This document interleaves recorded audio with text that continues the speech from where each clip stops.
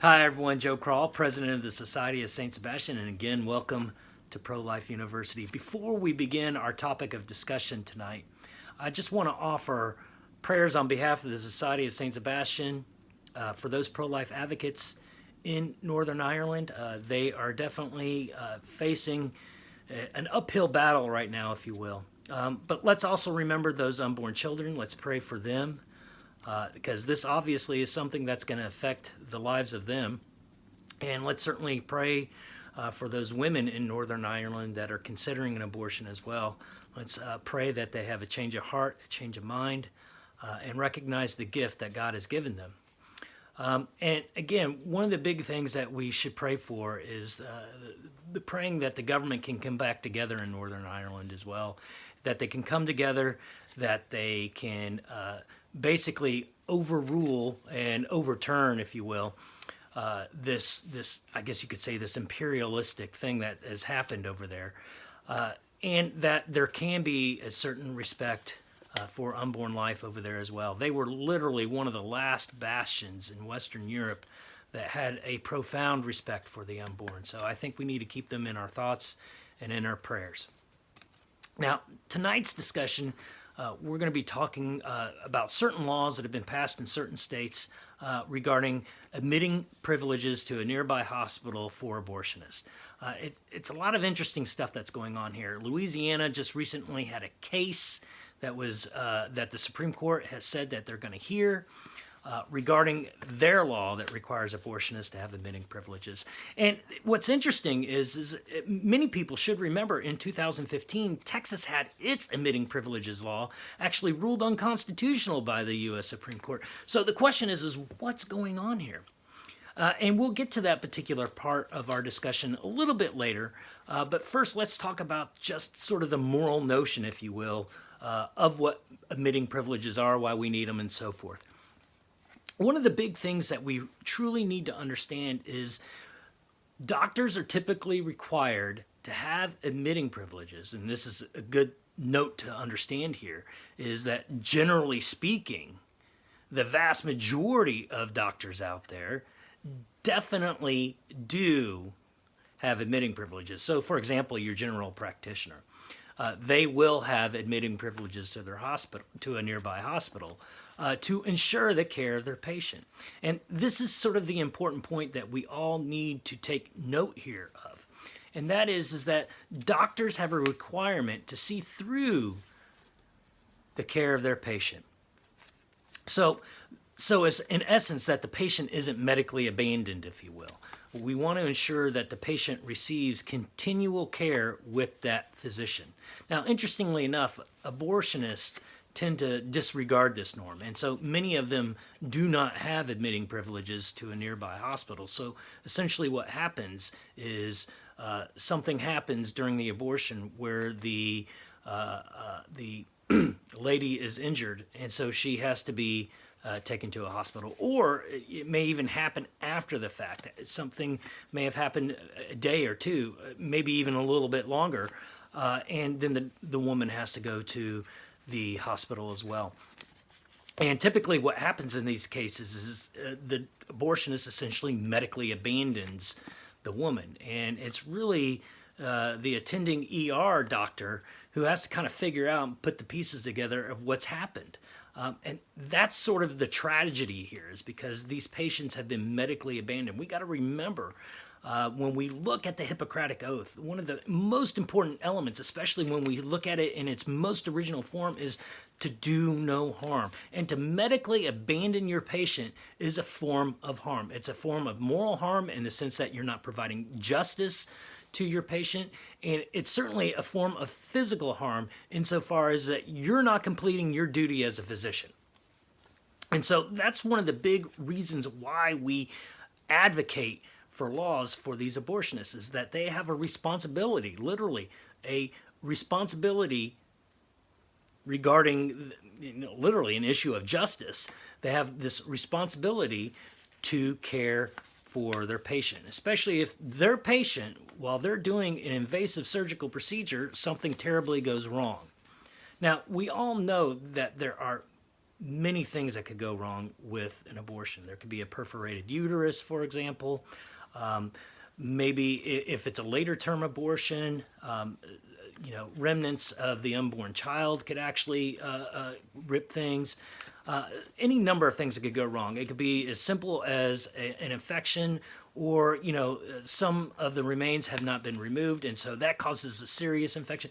Any number of things, and these abortionists have the duty to continue the care. It's just like a normal general practitioner. So you go in to see your general practitioner. He recognizes that you're ill. He wants you to get admitted to the hospital that he can go to. So you go there, and he continues to ensure your care. And again, I think this is an important sort of thing. This follows the moral norm, if you will, of the Hippocratic Oath. But when it comes to abortion, what we're seeing here is there is no sort of following of this norm, if you will. So in many cases, what we see are abortionists medically abandoning their patients. Now, let me just get into some of the differences between the Texas law and the Louisiana law, because I kind of think that's important as well. We're looking at this new case that's coming before the U.S. Supreme Court. And it's important to note that even when it came out of the Fifth Circuit, and when the U.S. Fifth Circuit Court of Appeals ruled on Louisiana's law, they actually upheld it. And in their opinion, they noticed some basic differences, if you will, between the Texas law and the Louisiana law. And they basically said that the case that involved the Texas law doesn't apply to the Louisiana law because of these differences. So let's just look at these differences real quick. When we talk about specifically the Texas law, one of the things that we need to note is that typically in Texas hospitals, one of the requirement of the doctors to have admitting privileges is that he has to admit a certain number of patients every year. All right? You don't have that sort of rule in Louisiana, so there's one difference right there. Secondly, one of the things to note here is that when it came to admitting privileges, out of the 40 clinics that existed in Texas at the time, many of those clinics couldn't find abortionists that could get admitting privileges. So out of that 40, 32 clinics closed, leaving only 8 remaining clinics open. In Louisiana, again, the case was very different. You had one abortionist at one clinic who couldn't find a hospital that would give him admitting privileges. So again, vast difference here. Now, the U.S. Supreme Court basically ruled in the Texas case, which is called Whole Women's Health versus Hellerstedt, but they ruled in that decision that what happened with all these clinic closures is it created an undue burden, something that is a principle, if you will, kind of an unjust principle, and I can explain that in a little bit. But it comes from the Casey decision way back in the early 90s. But it created an undue burden because what happened is it created long distances for these women to drive that just didn't exist before. Now, let me say this, all right? Louisiana doesn't have that particular problem. Like I said, only one physician is facing a denial of admitting privileges in Louisiana. So it's certainly, when it comes to this, there are two different, actually, set of circumstances that are going on. Now, in my mind, if I were to look and go back and look at the Hellerstedt decision, and I actually wrote an article about this some years ago regarding this decision, I do think that the U.S. Supreme Court ruled wrongly, obviously from a moral perspective. I think there is an important thing to note here, and that is, again, this idea of not medically abandoning your patient. Again, this moral norm of the physician to do no harm. Important sort of concept there. And I think what happens here is even in circumstances where a woman may have to drive, her continued care is important. And I think the U.S. Supreme Court sort of overlooked that. Now, in many cases, when it comes to the U.S. Supreme Court and abortion jurisprudence, really there's no consistency whatsoever. So no one really knows where the Supreme Court is going to fall sometimes on these particular issues. But nonetheless, from a moral perspective, I would certainly argue that because there is no consistency of care, that and since that the woman is essentially medically abandoned, it's not as if they send a note with the woman detailing everything that has happened and what could have transpired and so forth. I mean, in many cases, these ER docs got to figure it out on their own. This is just wrong, and so as a result of that, since there's no continuation of care, we have a moral problem here.